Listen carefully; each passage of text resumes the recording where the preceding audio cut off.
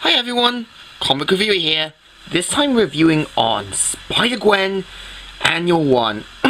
Now, as you know, I have almost all the issues of Spider-Gwen, and I want to review the Annual. So let's start off. The issue starts off how, at a wrestling ring, in this universe, She-Hulk is the wrestler, and everyone is cheering for her. Even this universe version, Uncle Ben, well, Peter just looks in disbelief. But at the same time, Spider-Gwen sneaks in to go take her shot, and eventually goes on to take on She-Hulk, which they later form a strong bond and start profiting, making like tag team wrestling matches, films again, Judge show, which is based on Judge Judy, but Judge Jane. At the same time, just as she's about to head to the next match, the burglar shows up.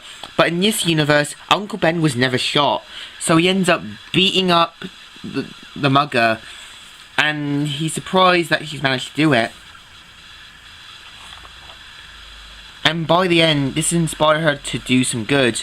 Now, in case you're G.I. Joe fans, in this universe, there is a villain similar to him, and this is the Koala Commander, whose goal is, you know, koalas. I bet his battle cry is, Koala!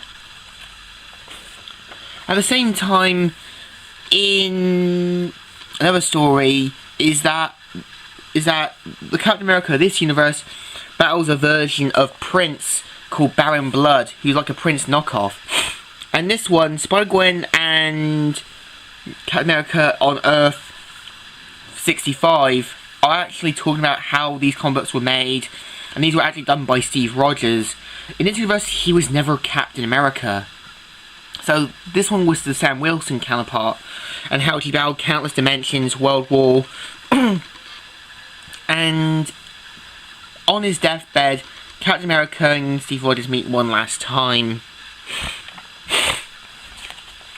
And they talk about how good their life's been, and they have their last fun moments together. And meanwhile, and also on the Mexican border, is that you have MODOK, which is the version called Mental Orgasm, designed for America's kind, and takes MODOK down. So this is likely going to be a Killian, I think. So again, Captain America takes them down. At the same time, a Watcher of this universe tries to talk with Gwen's roommates, but finds it unable to. You know how you have that day where you try to get people to listen to you, but it doesn't work? And she realizes how crazy, and the Watcher realizes how crazy this universe is, and tries to get them to listen to her. I mean him. At the same time, he eventually does, and he says that I've been watching you. And he said, did this guy really does say he's been watching us? And she and Bay gets her pepper spray, and the Watcher pretty much gets badly hurt and cries out in pain. So during the days, on Monday, Spider-Gwen takes down Stiltman. Tuesday, taking down some ninjas where everyone's having a party. Wednesday, teaming up with Spider-Ham to deal with his versions of Dr. Catapus, Caldoc, and also Raven the Hunter and such. And you also have Spider-Gwen, which they kind of stole my idea for Penguin Marvel Universe. On Thursday, dealing with two guys trying to hit on her and this lady, which is mostly like Jen or She-Hulk in a normal form. Friday, talking with Silk and also Jess Drew about some things.